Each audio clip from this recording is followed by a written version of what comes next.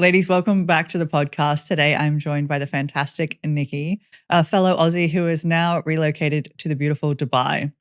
We'll be chatting about her experiences relocating from Australia to Dubai, the challenges she faced along the way, and what it takes to move from the corporate world into running her own very successful business. Nikki, welcome to the podcast. Thank you. Thanks for having me. Your entrepreneurial journey, let's call it, has been one that is very inspiring. Thank you. What was the pivotal point that you're like, this is a thing, I need to go now? For entrepreneurial, Yeah. I think, so it's funny because if I look at my life, I spent most of my career within the corporate world. I actually started out in sales, which I loved. I'm a sales girl through and through. Then I moved into sales leadership, then business leadership. And I think I woke up one day and I just thought to myself, enough is enough. I think the thing with corporate world, which I had such a great time, loved it, but there's a lot of red tape and I have big ideas. I knew that if we needed to take a company from this point beyond, we needed to do some really crazy things.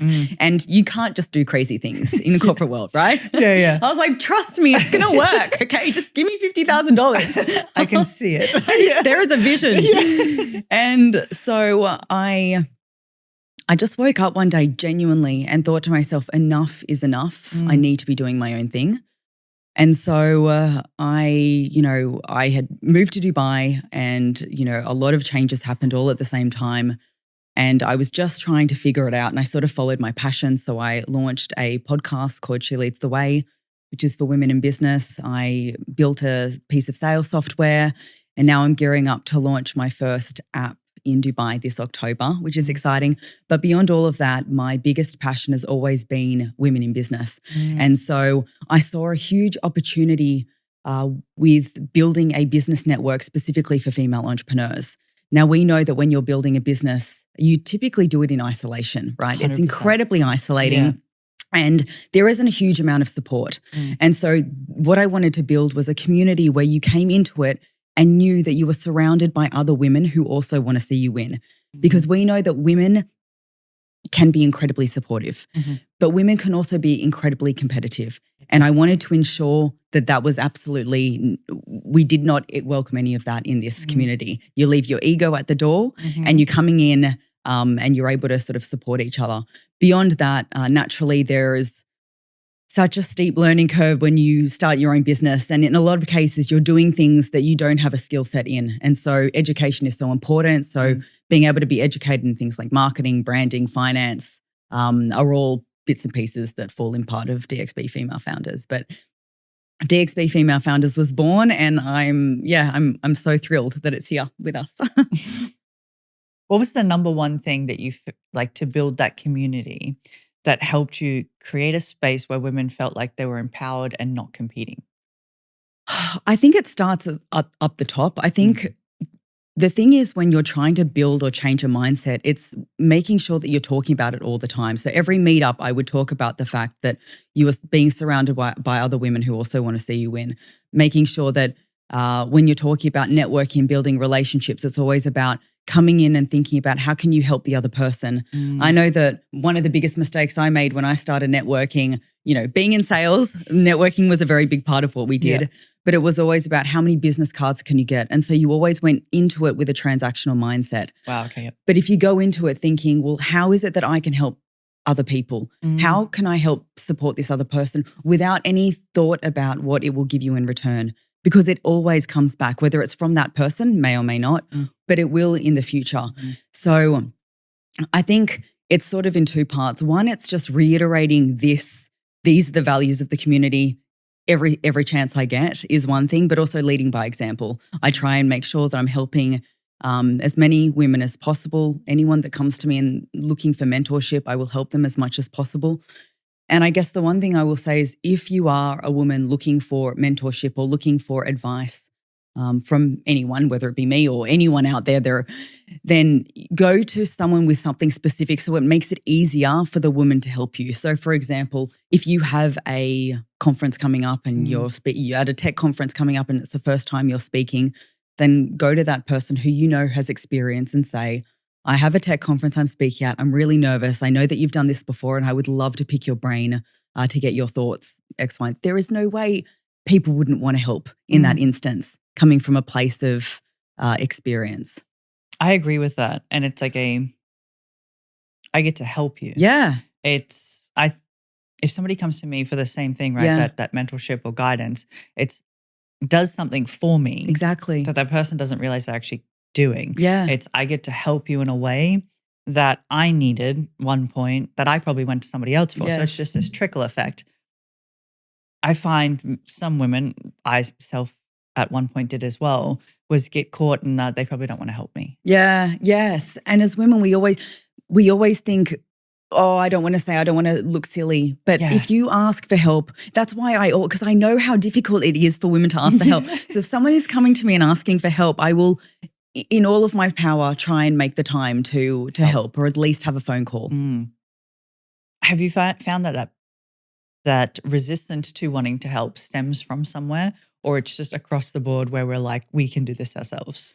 That's a really good question. I think it varies from person to person, but what I have found is women, we are in our heads all the time. And so in most cases, we may be thinking about what that person's reaction may be, or they're probably thinking this, or I don't want to waste their time, rather than thinking this could be a really great opportunity for us to connect, or this could be a really great relationship, or I could actually help this person in this way.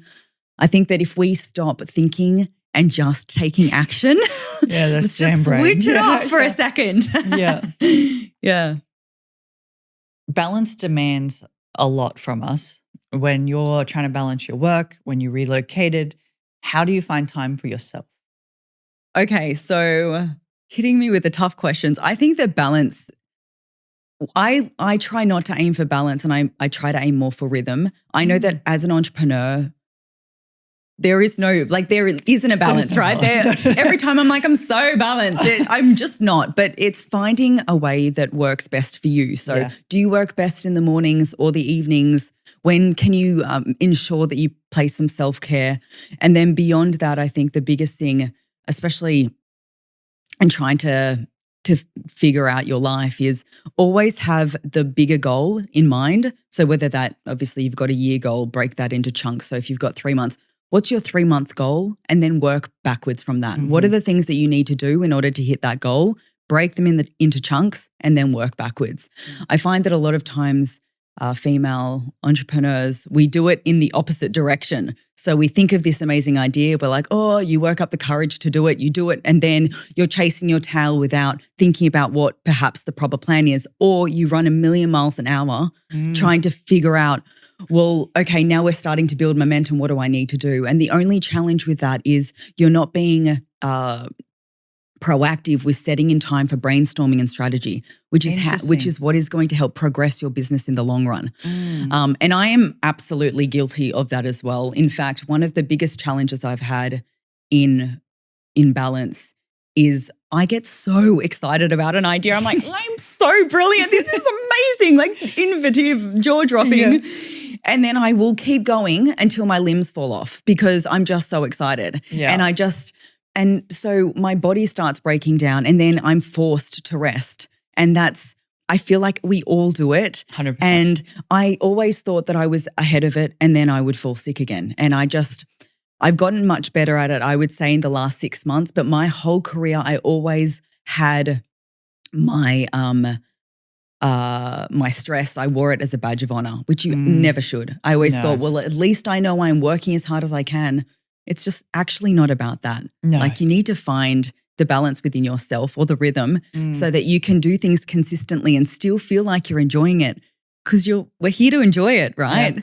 Well, we're here to enjoy life, right? Yes. And if you're walking stressful, then are you really enjoying life? And you're not, though, because even the things, when you're doing the business, I remember before I get to the burnout stage, I'm like, okay, so what do I have today? All right, okay. And you're just trying to then get through it. Yeah.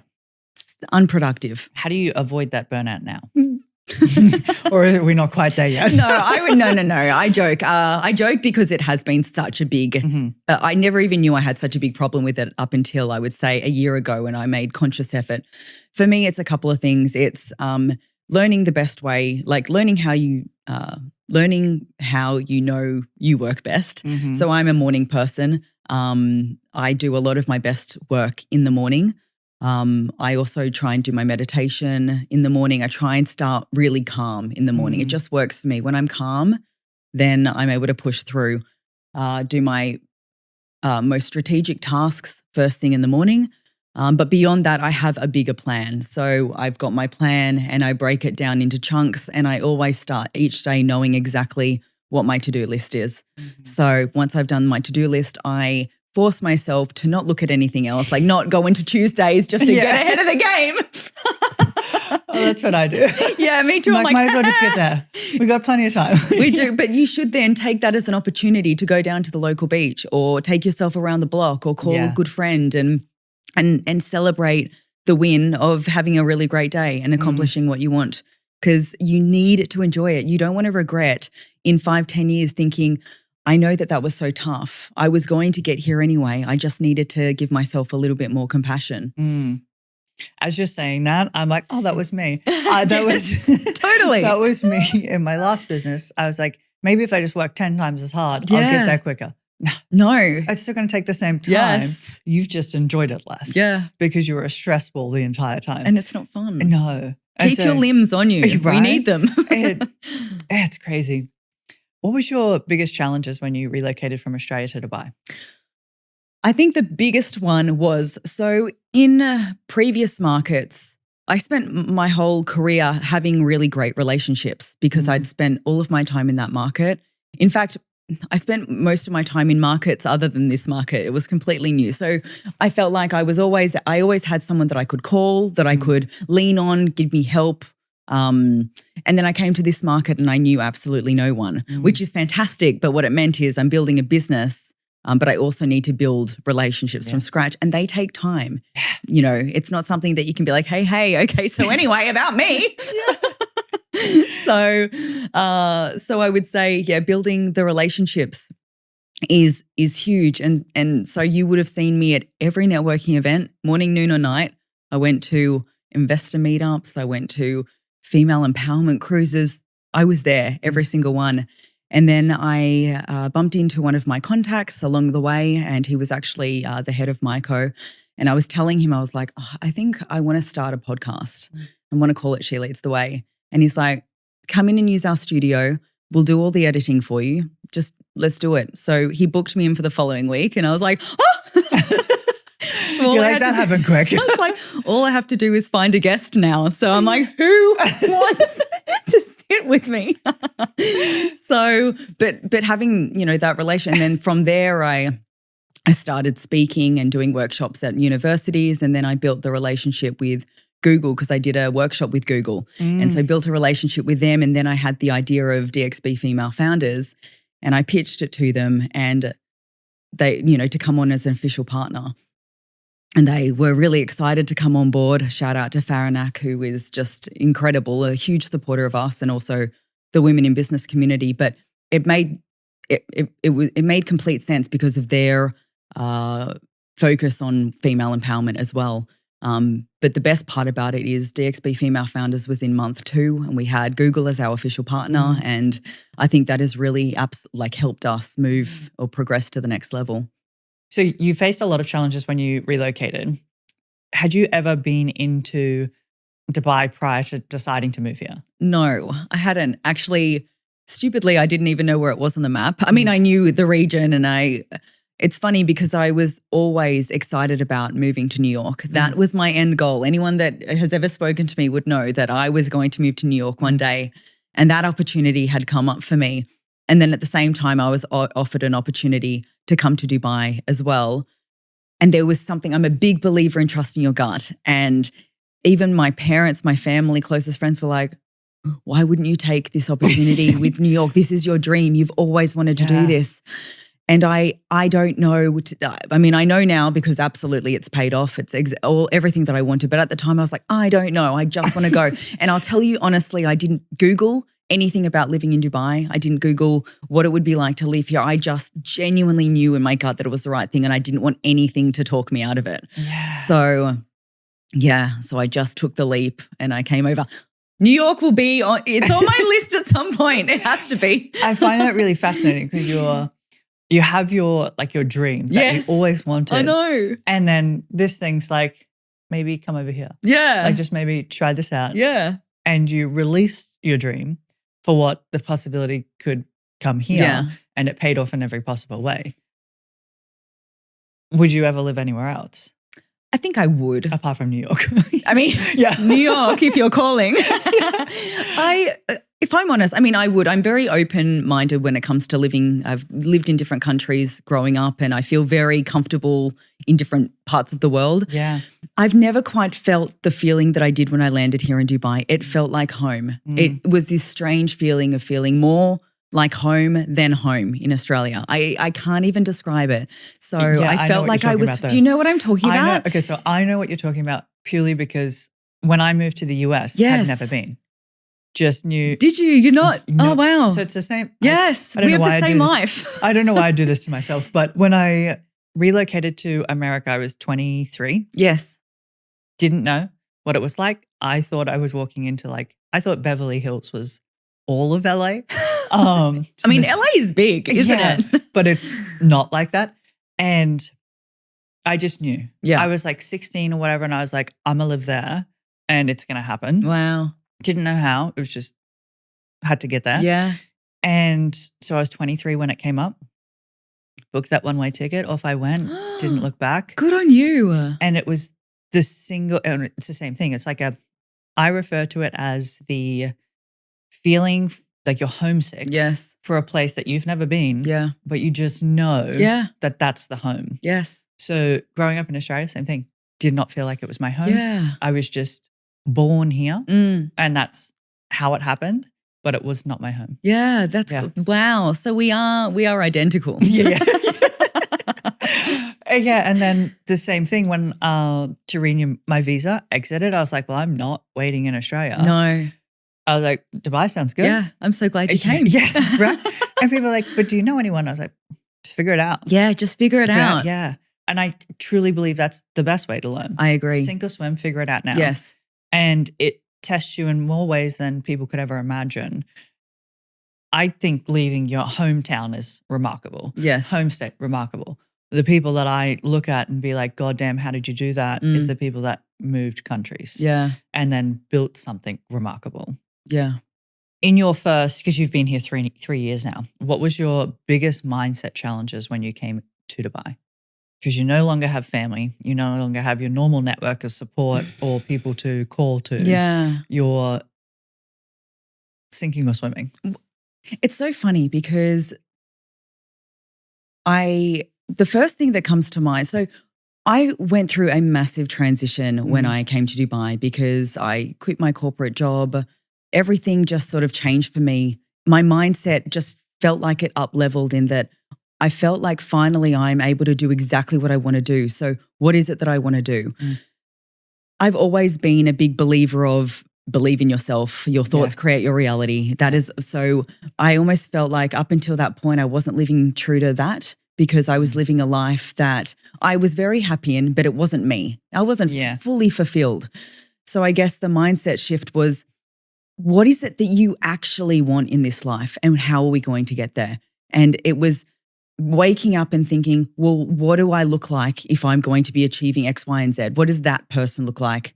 And what am I going to do every single day to reflect that person? And I'm not, whenever you say that, immediately I thought of the video of the eye of the tiger and then running to, it was none of that. It was just genuinely like my life is now in my own hands. So what is it that I want to do? My mindset shift was, it had shifted dramatically because I was in a new country, I was unemployed, and I was trying to figure out exactly what was coming next. And my identity was always tied to my corporate, like my success within the corporate world. Now I was, single and unemployed. Hello. Like it was just like real catches. Like I was such a catch, But I'm so grateful for that because I fell in love with myself again. And I just really went after it. So I've always been incredibly ambitious and motivated to do and be better, but I felt just a shift and I just felt like I tried to live in line with that every single day. But if I think about mindset shifts for female entrepreneurs, I know that the biggest challenges for mindsets when it comes to female entrepreneurs is perfectionism. And when women are thinking about building a business, we have such great ideas, and Phenomenal ideas. phenomenal. And we're great at planning as well. And how is this going to look like? But then we get so into our own head, we don't execute. Yep. And the biggest challenge is always just do it. It doesn't matter if it looks crap. Genuinely, it doesn't matter if it doesn't look great or there's a spelling mistake, even though but it doesn't matter. I like how you like the spelling mistake. But I'm like, no. You're like, let's just fix this. Let's just go back and do it. But the more mistakes you make as a female entrepreneur, the more progress that you're going to make because you're going to learn. And as you learn, the more confidence you'll have and the confidence you'll have in yourself and your business. So that's one of the biggest things I would see with women. And then the other one is comparison. So, how many times do you go into Instagram or someone's website and you think, oh, they're already doing it. Is there really space for me? Or, oh, they're such a good communicator, or the way that they dress, and it's always putting yourself in a lack mindset. Yep. Yeah, a lack mindset. And it doesn't matter if 10 million women are doing the exact same thing. There is a space for you. There 100%. Always will be, because you need to leverage your own uniqueness. You've got a different way of communicating or a way of dressing or thought process. The more that you look at what others are doing, the less you're able to lean on exactly why you should be doing it in the first place. So I always recommend, don't look at other people's Instagram if you're fearful of comparison. Just let yourself build it based on what you feel is right, because you'll always find your space. Do you think we get lost, so female entrepreneurs, do you think we get lost so far in the comparison that we hold ourselves back? Yes, I think sometimes. I think we're in our heads, we can play in our heads too much. And the comparison one is just so unhelpful. And I always remember when I wanted to start, I never looked at anyone. I mean, for DXB Female Founders, for example, we are not the first networking, like business networking. In fact, there are so many incredible business networks here in Dubai, but I didn't research any of them at all because I wanted to make sure I was coming from a place, because I know that I could potentially be like, oh, wait a minute, does that sound okay? Or maybe I should be doing. No, I know exactly what women need. I'm researching it. I'm living it because I'm launching my own businesses here. So it's going to be okay. Let's just do it the way that you want to do it. One of the best things I ever heard was that you're not special. Yeah. And not special in the aspect that there's probably somebody else doing the same thing or has done it, and that's okay.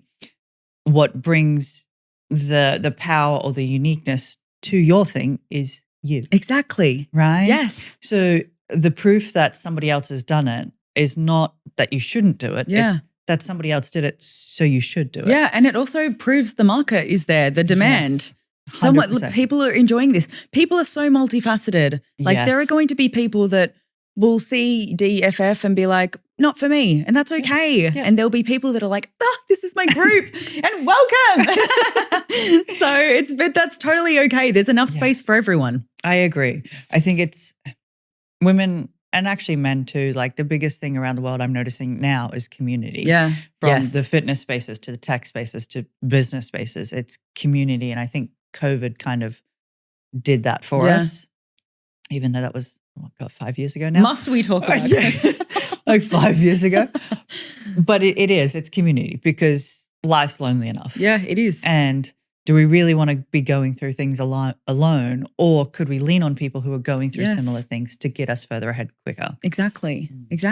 And it's genuine community, finding genuine connections, really making the effort with being, authentic, not just going in for a transactional, here and there. Like just have a little vulnerability. What have you noticed is the biggest struggle for female founders once at their year two part of business? Well, I mean, year two is different for everyone, but year two is typically they're either ready to start hiring. And so when you've been doing, honestly, year two looks different for everyone, but I think the challenge sometimes is when you've been doing everything on your own, you're sort of set in your ways. Whereas when you start to scale, it's really great to always bring in people that know more than you, always. So if you are looking to hire people, really make sure that you look for people that are better than you. And I think this is a big challenge that that founders have, because they think that they need to be the best at everything, and they absolutely don't. Your team should be better, smarter, better than you. Yeah. It's your baby. Obviously, you've got the vision, but bring on the best of the best, and that's how you're going to excel. Definitely. Do you think women struggle with bringing in people that are better than them? Not always. That's a very not always. But I think that there is a fear that you've been working on your baby for a certain amount of time, and you want to make sure that you're still, in control. Yeah. So I think maybe it's more of a control thing, but not always. I just have seen that before. So not always. To be able to relate to it, of course. Where is the DBX community going for you? So it's doing really well locally in Dubai. The intention was for it to always scale. So I want to scale into other markets where we have some really exciting partnerships coming up. I think the biggest thing is you would join DFF if you're an ambitious female founder looking to scale your business. So it's women that have business ideas that they want to take it to the next level. So that's why, in order to be the best of the best, we need to work with the best of the best. That's why we have Google, which is amazing. We've got other partnerships in the works as well that'll help in other areas that will really help you take things to the next level. But making sure that you're armed with information that will actually push the needle and help you to scale. There are so many times where I've been to events. I think we're all guilty of going to events and you walk away thinking, I don't know if I learned something in that one, or I don't know if that person knew exactly what they were talking about, which is fine. It happens. Yep. But I don't want to be known for that. I want the women to know that they've got reputable experts here that have years of experience that will help you take your business to the next level. And that combined with an incredibly supportive community, a no mean girls policy. Leave your ego at the door. We don't want it. I love that so much. And I've been to one of your events, right? Yes. It was the second event that I'd been to in Dubai, and phenomenal. Oh, thank you. Yeah. Phenomenal, right? That's nice. Like, in terms of the people that you had, I did not walk away being like, learned nothing. Like, the fact that it was at Google and then you're learning about AI at a pivotal time where that's about to take off or already is. You don't have to worry about that. Trust me. Oh, good. I'm so glad. Good experience. What is it from you that wanted to really create that space? Like, what did you look at in the market and you're like, that's the thing that's missing? So I think for me, it's sort of two ends. The first one is I just know how isolating building a business can be. And I know that women can be supportive, but they can be competitive. And you witness that firsthand in the market, in any market that is thriving, hustle and bustle. Women want to get somewhere, men want to get set. This isn't just men, women. This is men, women. Naturally, it's going to be competitive. 100%. But it's just nice. I think it's extremely important to be able to create safe places within chaotic environments. And so that's why I wanted to create that with DXB, because I'm able to ensure that we are living in line with our values just by leading with that and also talking about it. And then secondary to that, I'm also building businesses in Dubai and in this region. So I thought, let's do it together. Like, sounds fantastic. It sounds fantastic. Sign me up. What's your next 3 years look like for it? Oh my goodness, Ashley. For what? DXB? Yeah. Honestly, so I've done my planning, but we are 4 months in. So this was only 4 months? Yes. Damn. I know. Yeah. So for some reason I thought longer than that. It's funny because a big part of me feels like it was a long time coming, and another part feels like it was built yesterday.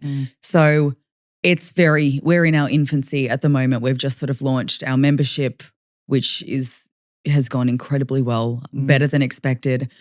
For me, it's making sure that we're rolling out the partnerships that make the most sense to help the female founders. Yeah. And that is things like scaling. So investment is a very big one for me. So helping women understand the investment process. If they're ready to invest now, we'll connect them and with the right investors. If they're not, then we'll teach them how to pitch their business. The other one is there's a big focus on tech and AI because it's the future. Yeah. And it's just such a so necessary. It's funny with AI, it's spoken about so often.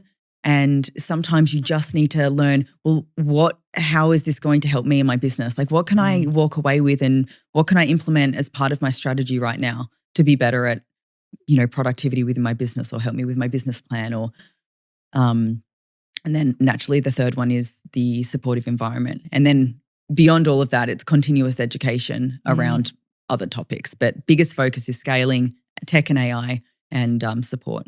What does the app look like for you? Well, I've got a website. So I've got a membership portal.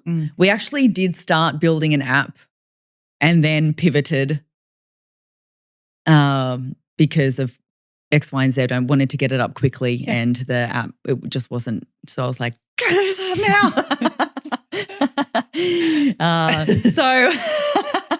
So the membership patient things was real working there, like really at play. Yeah. Well, oh my gosh. But the thing is, because it grew so quickly, everything had to be done manually. And so it was just tough to keep on top of everything at the very beginning. You needed the website so people could book rather than doing it in a Google Excel spreadsheet. So we will have an app. It's not on the website is working well. The membership portal is working well for us right now. So I do envisage that in the future. But I think my next, we're about to launch the fully fledged membership, moving out of the founding membership. That'll be the next step. And then from there, we've got our other partnerships that we'll look to develop and then scale it. The tech industry seems to be really big here in Dubai. Yes. Do you think it's the leading place for technology? Because I know that there's like US, right? We've got Silicon Valley. Yes. But it seems like, to me, it seems popping here. It is pumping. Absolutely pumping. And look, I would say it's one of the leading. The reason why it is because the government invests in it. So any government that invests in their people. Yeah. So for example, not to like Australia doesn't invest anything. But we love Australia because we're Australians. So we're great. But Dubai is incredible. UAE is incredibly forward thinking. You know, digital transformation, tech, AI, making sure they're ahead of the curve in all of these areas has always been paramount to them. So any region that places it as a priority will become the leading. And so I would say that we certainly are as a result. Yeah, I agree with that. I went to Saudi for the tech conference there. Yes. Like they do it well, right? Like phenomenal in so many different aspects, but from the little the little dogs, right? And then, I know, the robots. And then the cars. Yes. Like it's just mind-blowing of how far and how quickly Dubai moves. To try and expand in different areas or stay ahead of the curve. They want it to be the best. Yes. And you can see it. Yes. And they'll do whatever it takes to be the best. And I think that's kind of the energy here. Yeah, it is. Which is like a good thing. Yeah, I think so too. What was the biggest challenges early on in your business? I think the biggest challenge early on was figuring out what I wanted to do. That's the biggest one because like we were talking before, you have so many ideas. You have so many ideas and for me it was starting with a blank canvas and thinking, okay, well, what is it that I want to do? If I think about the biggest challenge for DXB, female founders, for example, is my experience is business leadership of larger corporate companies. So I'm coming in and needing to do everything, every task, like every piece of admin, every piece of all of the tasks that I don't have a great skill set for, right? But they need to get done because if they're not done, then you can't grow. So I think it's the hardest part sometimes is the realization that you need to do a lot of things that you're not great at, before you can scale and then do things that you have experience in. But I'm not saying that I don't like it. It's just funny because you're like, oh my gosh, like how do I set this Excel spreadsheet up? Yeah, it tests you in so many ways. It does. Yeah. And you are right. Yes. You have to do the things that maybe you don't want to do or you don't enjoy or are terrible at to get yourself to a point where they can then be passed off to other people for you to keep doing the things that you are naturally good at. You had a mindset shift from what do I want to do when you had like all these ideas to how is it that I want my life to look? If I'm in that position and I'm scattered about all these things that I want to do, how is it or what advice could you give to me to help work through it like you did? So I think the first thing is if you're feeling scattered, when I felt scattered, I got frustrated with myself because I was like, why don't I have the answers? Well, like I'm so ambitious. Why can't I just come up with something? Like I just want to work on my passion. So if you are feeling scattered, don't do what I did and just take a step back and it will come to you. So you're obviously, if you're feeling a bit scattered, you're in the ideation phase and that's okay. I think the biggest thing is thinking about what would you feel happy doing every day? What are things that would bring you light? For me, I've always wanted to build a tech company, which I'm doing. I want a big team and offices. But what has driven me my whole entire career was the fact that I love supporting women in business. Like I just love, if people are asking me for help, I love to be able to help. Because I know that there were times that I needed help and I asked someone and the warm fuzzy feeling that I felt moving through the corporate ladder, I thought I am absolutely going to give back. This is such a nice feeling. And I feel like I'm now in a position where I can absolutely do that. And so when I was thinking about it, I thought, okay, well, with DXB Female Founders, I'm launching my own businesses. I know how isolating it can be. I know that other women are probably having a bit of lack of support. This makes sense. It just made sense. And it's hard to explain because for such a long time, I was also in the realm of, what am I doing? Like, what am I supposed to be doing? And it wasn't overnight that I was like, DXB Female Founder, even though it feels like it just happened overnight. But it was a long time before that where, I was testing and learning different, companies and ideas. And the thing about me is I'm extremely impulsive. If I feel in my gut that it's the right thing or there's something that's telling me there is something here, because essentially it didn't make sense for me to do DXB Female Founders. I have She Leads the Way. It's for women in business. The audience is sort of a crossover other than the audience for She Leads the Way isn't necessarily in this region, whereas DXB is certainly in this region. The point of it was for it to be super local, connect women that are on the ground that need help as they scale their businesses. So I guess to take it back to what advice I would give is, first of all, if you're trying to figure out what you want to do, you just need to have a little bit of compassion and always, like, we are not compassionate enough with ourselves. Yeah, it's like the saying, women are compassionate, not for ourselves. Not for ourselves. Like everybody else, we got that. Absolutely. Yeah. So be compassionate and just know that the right thing will come to you. And if you've got a couple of ideas, test and learn those ideas and just do it in a small way and see how you feel. But also, if you think, what is an ideal day? What does an ideal day for me look like? Like for me, I've always thought about doing, really incredible events where women could get together. Like genuinely, I had thought about that Google event. It was in my mind of how I wanted something to go like last year. Yeah. And then it came to fruition, a couple of weeks ago. So you already know within what it is that you want to do. I think it's, don't overthink it. Go for big walks, journal, write it down, but follow your gut.